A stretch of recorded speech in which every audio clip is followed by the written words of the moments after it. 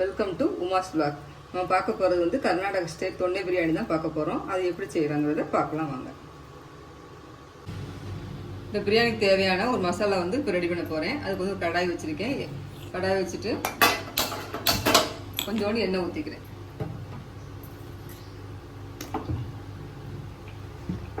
எண்ணெய் காயட்டும்.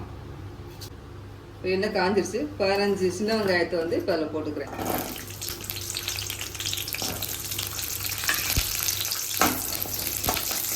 சின்ன வெங்காயம் போட்டேன். 3 பச்சை மிளகாய் போடுறேன். இந்த மசாலா தான் இந்த பிரியாணிக்கு டேஸ்ட் விட்டு போடுறது. சின்ன வெங்காயம் பச்சை மிளகாய் போட்டு வதக்கிட்டுருக்கேன். வெங்காயம் வந்து இந்த அளவு கண்ணாடி பதத்துக்கு வதங்கிடுச்சு. இப்போ நான் ஒரு 5-6 முந்திரி பருப்பை அதை சேர்த்துக்கிறேன்.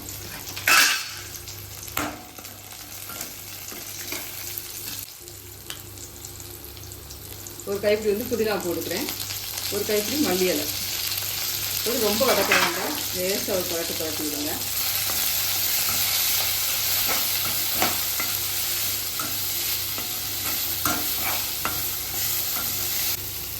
இந்த அளவு வதங்கினா போதும். இது நல்லா ஆற வச்சுக்கலாம். ஆற வச்சு மிக்சியில் போட்டு நல்லா ஃபைன் பேஸ்ட்டாக அரைச்சி வந்துடுவேன்.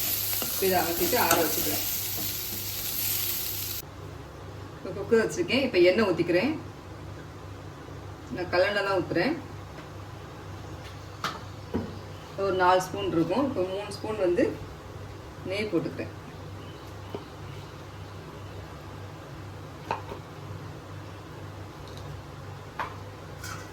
ஊறுகட்டும் நெய். ஒரு ஏலக்காய், ஒரு கிராம்பு, ஒரு சின்ன ஸ்டார் ஒன்று போட்டுக்கிறேன். கொஞ்சம் கல்பாசி, ஒரு இலை பிரிஞ்சி இலை போட்டு இப்போ தாளிச்சுக்கிறேன்.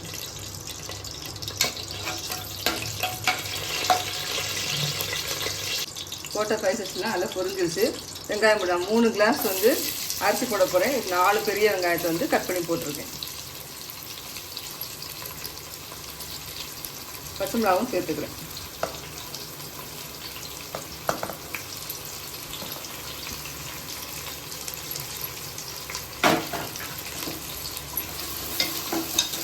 மிக்ஸ் பண்ணி விட்டுட்டேன். நல்லா வதங்கட்டும். வெங்காயம் வேக கொஞ்சம் டைம் எடுக்கும். இப்போ அதுக்கு முன்னாடி இந்த பிரியாணிக்கு தேவையான மசாலா வந்து அரைச்சி வந்துடுவோம். இப்போ மிக்சி ஜாரில் ஒரு பொருளாக சேர்த்துக்கலாம். ஒரு இலை போடுறேன். ஒரு சின்ன ஸ்டார் ஒன்று, 3 சின்ன சின்ன பீஸாக 3 பட்டை போட்டிருக்கேன். ஒரு கொஞ்சோண்டு கல்பாசி, 4 முந்திரி பருப்பு, 2 கிராம்பு, 2 ஏலக்காய், பெருஞ்சீரகம், இது மிளகும் போட்டுக்கிறேன். போட்டு இது நல்லா பவுடர் மாதிரி அரைச்சி வந்துடலாம். நல்லா கமகமன்னு பிரியாணி மசாலா ரெடி பண்ணிட்டேன். இது ஃப்ரெஷ்ஷாக அரைச்சி போகிறதுனால அது டேஸ்ட் நல்லாயிருக்கும். இந்த அளவு தான் அரைக்கிறதுக்கு மேலே இது அரைக்காது. இதை வந்து பாத்திரத்துக்கு மாற்றிக்கேன். வெங்காயம் இந்த அளவு நல்லா வதங்கிடுச்சு. இப்போ இஞ்சி பூண்டு பேஸ்ட் வந்து போட்டுக்கிறேன்.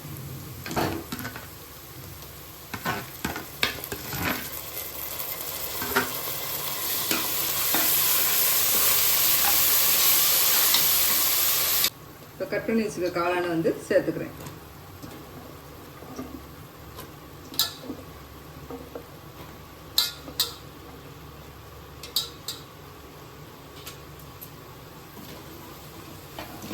காளான் வந்து ரொம்ப வதங்க வேண்டாம். லேசாக ஒரு பரட்டி இப்போ எல்லா மசாலாவும் போட போகிறோம். இப்போ காளான் வந்து வதங்கிட்டு இருக்கு. இப்போ ஒவ்வொரு மசாலா பொடியாக சேர்க்க போகிறேன். 1 ஸ்பூன் வந்து மல்லித்தூள் எடுத்து சொன்னேன், அதை போட்டுக்கிறேன். கொஞ்சோண்டு மஞ்சள் பொடி,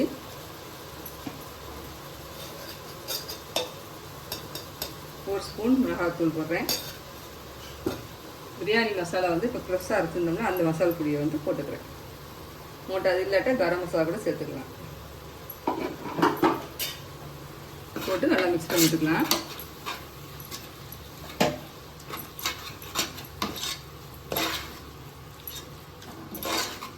இப்போ பிரியாணி தேவையானது உப்பு போட்டுக்கிறேன்.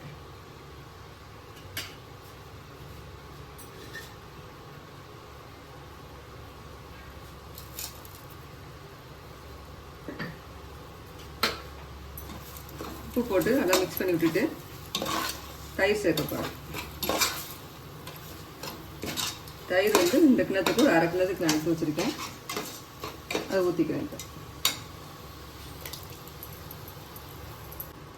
இந்த ஸ்டேஜில் 2 தக்காளி கட் பண்ணி வச்சுருந்தேன், அதை போட்டு வதக்கிறேன். இந்த அளவுக்கு எல்லாமே நல்ல மொழிச்சு நல்ல பிறண்டு வந்துருச்சு. இப்போ நான் அரைச்சி இந்த மசாலா வந்து அதை சேர்க்க போகிறேன். இந்த அளவுக்கு நல்லா ஃபைன் பேஸ்ட்டாக அரைச்சி எடுத்து வந்திருக்கேன். இப்போ அதை ஊற்றிக்கிறேன். இந்த மசாலா தான் இந்த பிரியாணிக்கு வந்து டேஸ்ட் கொடுக்குறது.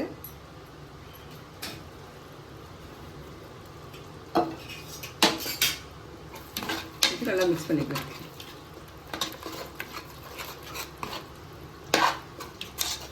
இந்த ஸ்டேஜில் உப்பு காரம் எல்லாம் பார்த்துக்கோங்க, கொஞ்சம் தூக்கலாகவே இருக்கணும், அப்போ தான் கரெக்டாக இருக்கும். அரிசியெல்லாம் போட்டு வெந்து வரும்போது கரெக்டாக இருக்கும். நான் 3 கிளாஸ் அரிசி எடுத்துருந்தேன், அதுக்கு 4.5 கிளாஸ் தண்ணி வந்து ஊற்றிக்கிறேன். நான் போடுற வந்து பாஸ்மதி அரிசி 20 நிமிஷம் ஊற வச்சுருக்கேன். ஒன்றோடு கலந்து விட்டுக்கலாம். தண்ணி லேசாக கொதிக்கவும் இப்போ அரிசி போட்டுக்குவோம். தண்ணி நல்லா கொதிச்சிட்ருக்கு. நம்ம ஊற வச்சிருந்த அரிசியை வந்து அதில் போட்டுக்கலாம். ஒரே இடத்துல போடாமல் இப்படி சுற்றி போட்டு விடுங்க.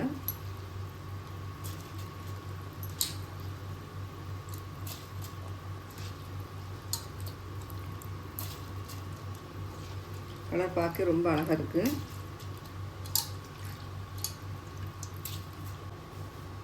மேலே வந்து கொஞ்சோண்டு நெய்யை ஊற்றி விட்டுட்டு இப்போ மூடி போட்டு ஒரு விசில் விட போகிறேன். மீடியமான ஃப்ளேமில் வச்சு ஒரு விசில் விடுங்க.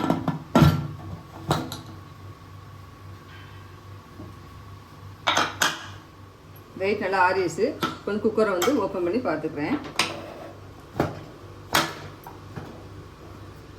சூப்பராக வந்திருக்கு. அரிசியெல்லாம் நல்லா நீளமாக நல்லா சூப்பராக வந்திருக்கு பாருங்கள். கலர் நல்லா அழகாக இருக்குது பார்க்குறதுக்கு. இப்போ வந்து ஒரு பிளேட்டில் வந்து வச்சுக்கிறேன்.